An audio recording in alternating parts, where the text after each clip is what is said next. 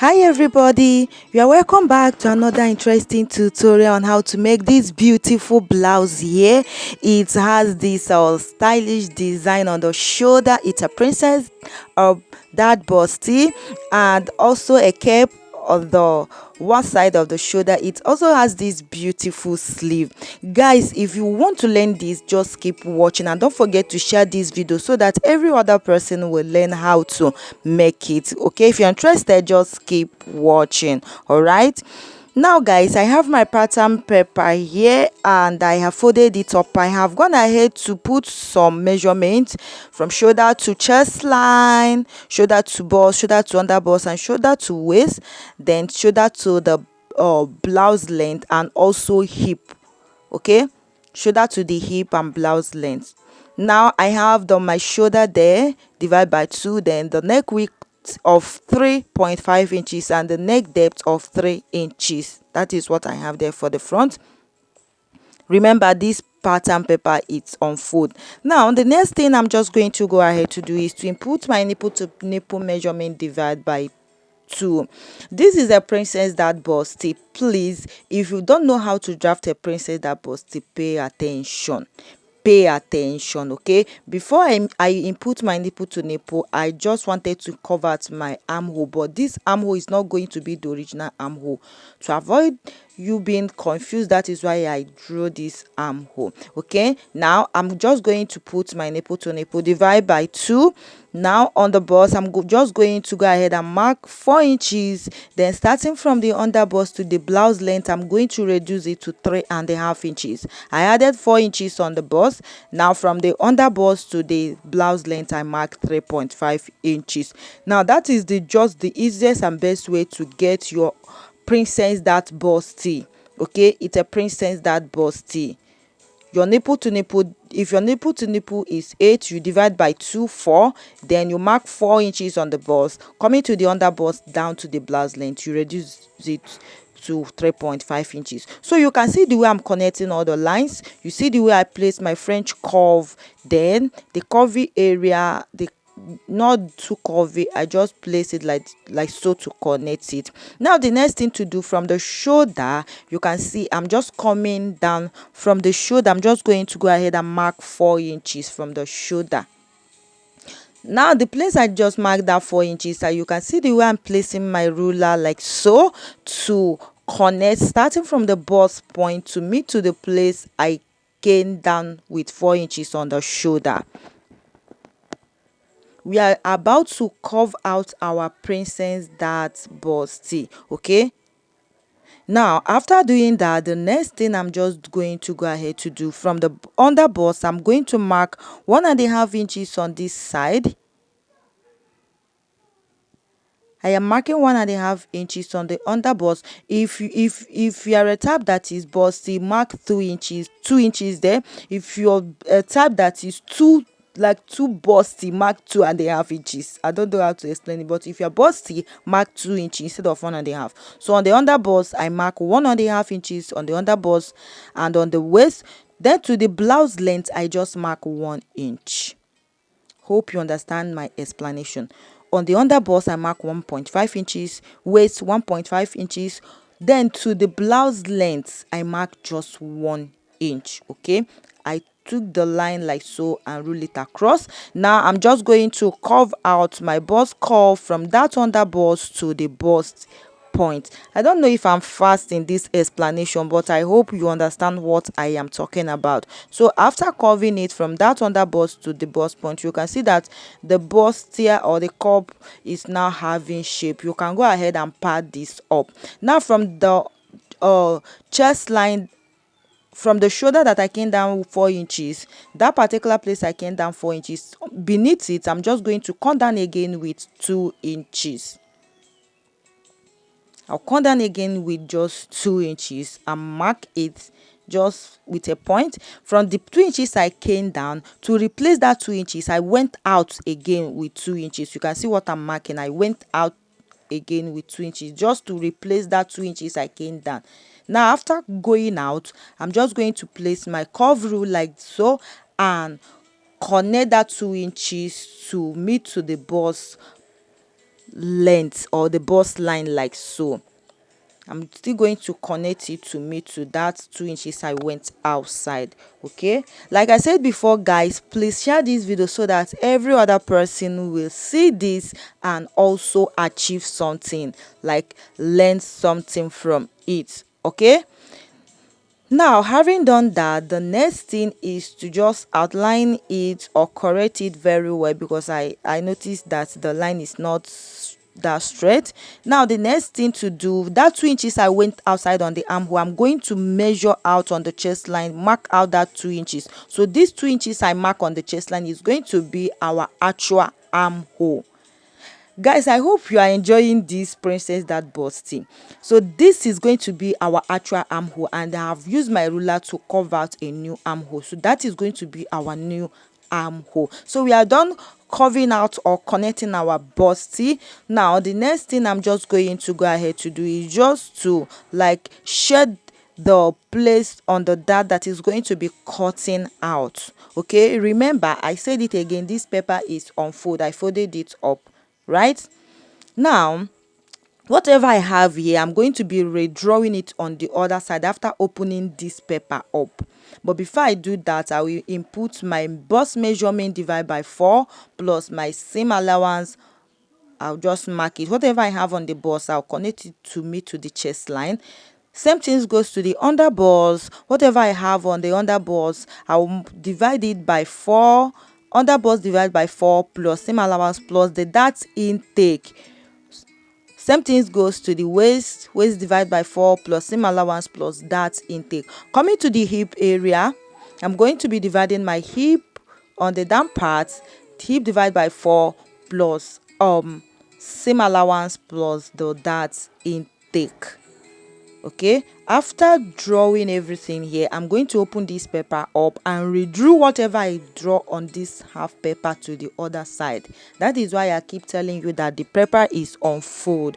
All right, so I'm just going to go ahead and connect all my measurement lines together like this. Please, if you're connecting this coming to the waist, make sure you use your hip curve to curve out your hip shape so that the shape will be given, right?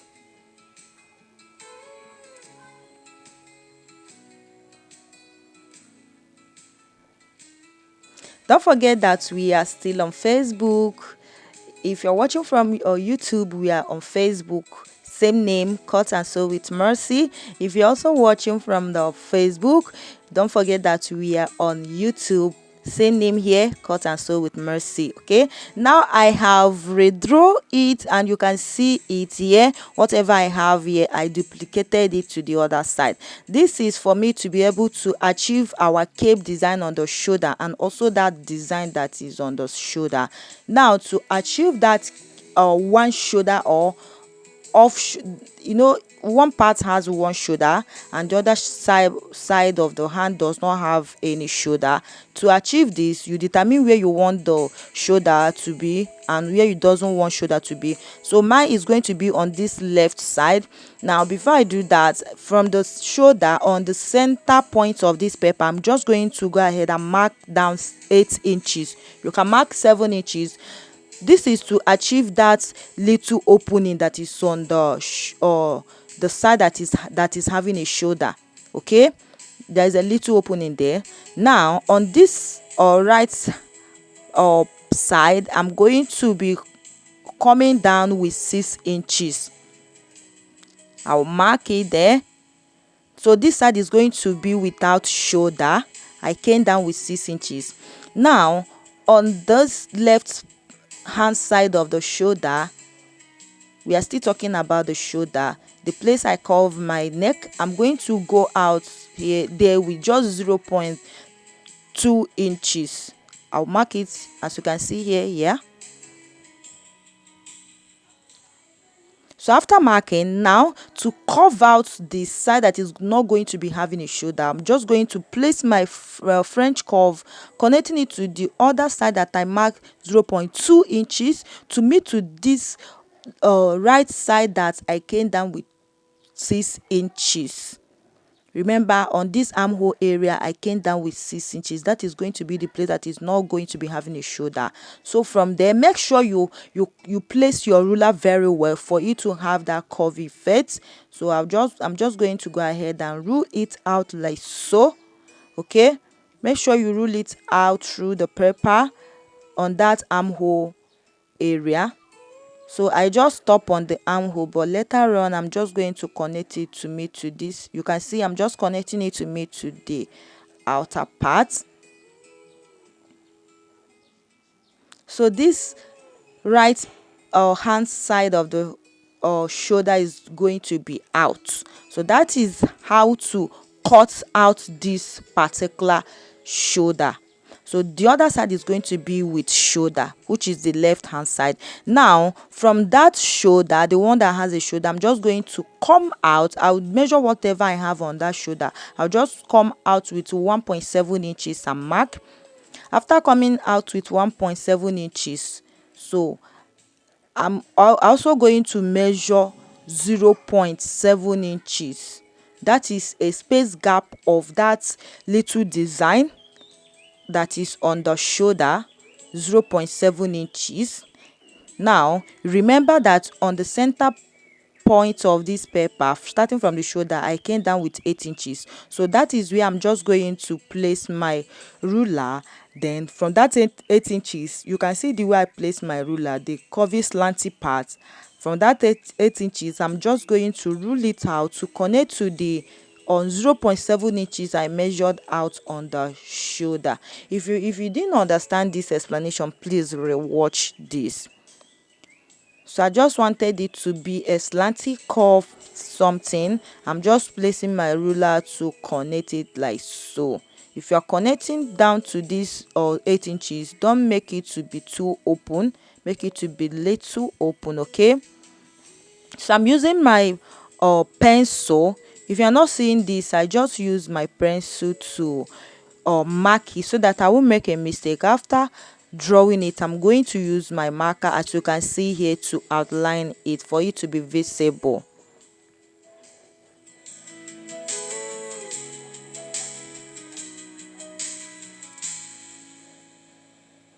So you can see that this type of illustration is very simple.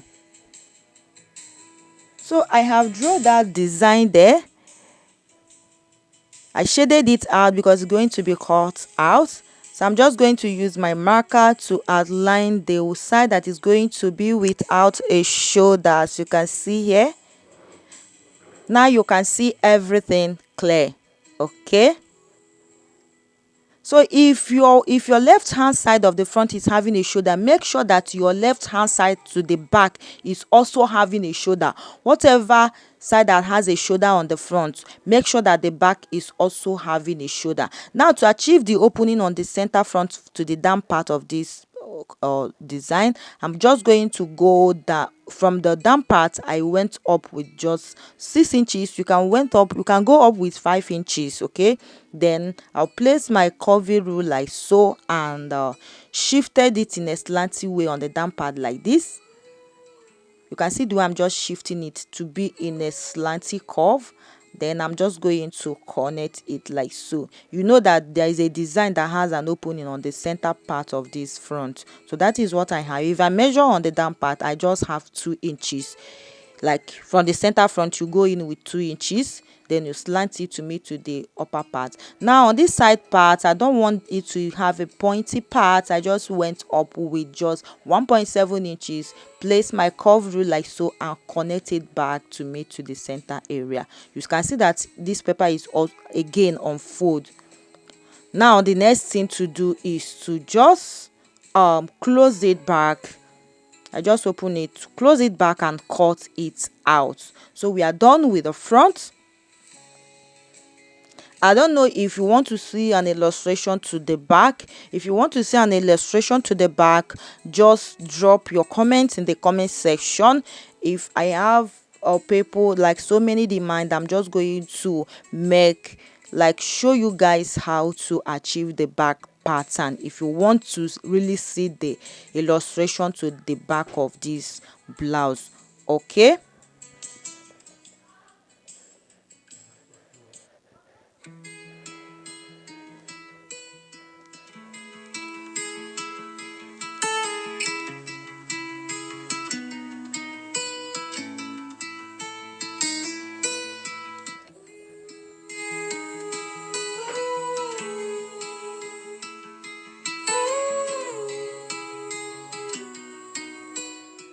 So guys, if you have any question, please don't forget to drop it in the comment section. If you want to see the back illustration, don't forget to drop your comment in the comment section as well. Okay,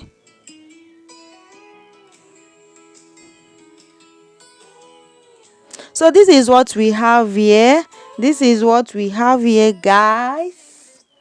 You can see it's very beautiful. I just glue everything up like so. You can see it's very beautiful. You can see that design on the shoulder, the side that has a shoulder. You can see I just couple it together with my glue to show you guys that what we are doing here, we are not joking. Very beautiful. Now the next thing, you can see the deepness of the inside, that the cup is just cupping, like the cup is cupping.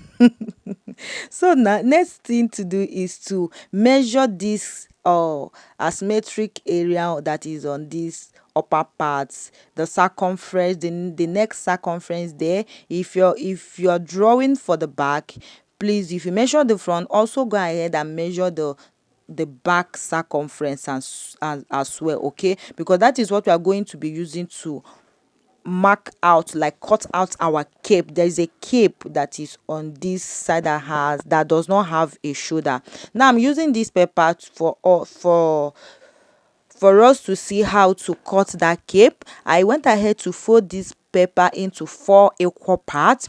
So we are going to be using our angle to draft this out. So after measuring, you are going to go ahead and measure that area, like the upper neck side, like so. Starting from this side, you measure the length first. You know, it's fall in between that design, so I have just 2 inches for the length there. Now the next thing I'm just going to go ahead to do is to measure the neck circumference, both the front and also the back. You measure it, whatever I have, I'm going to divide it with 6.28. Okay, so I divided it with 6.28. Whatever I have, like I have about 16 inches, they divide by 6.28. I have 3 inches, so that 3 inches is going to be my radius. That is what I mark. So I'm just showing you again how to measure. You measure that this upper part round, both the front and also the back. That will be after you might have joined the shoulder. You join the shoulder of the back. Okay, you first of all join the back shoulder and the front shoulder, then you measure the circumference. Whatever it gives to you, use it to divide by 6.28. Mine is 3 inches. I first of all mark my radius. After marking out the radius, I place myself like this to get the actual length of this cape. Like the actual length I have here is 2 inches, but I'm marking out 4 inches. I want to like fold it up for it to give me a thick effect, but I couldn't achieve that. After cutting this out, I went ahead to slit it into 2 to have my actual length of 2 inches. So this is how to achieve that cape. You can as well go ahead and measure the whatever you have on that neck area. You measure it straight and cut your fabric straight, but make sure you do it the way you want to do it. But if you are cutting a flare like so, if you're cutting your cape like a flare like mine, make sure you iron your light gum stay on the lining before turning up this flare. You iron you iron a gum stay on the lining, then use it to turn the main fabric up before attaching this cape on the neck. Okay, so this is what I have 4 inches here. I'm going to be slitting it into 2 equal parts for me to have my 2 inches. Iron a light gum stay or your hair stay to the lining, then turn it up. After turning it up, then you're going to use it and attach it on the neck area. Your cape, I'm just going to place it. So this is what I have. So you bring your cape from the wrong side of the neck area, you place it and stitch. After stitching it, you flip it up to come to the front area. So that's also when you come to the armhole area, you measure your armhole opening where your hand is going to pass through, then take it to the back as well. So this come to the end of this tutorial. Thanks for watching and bye for now.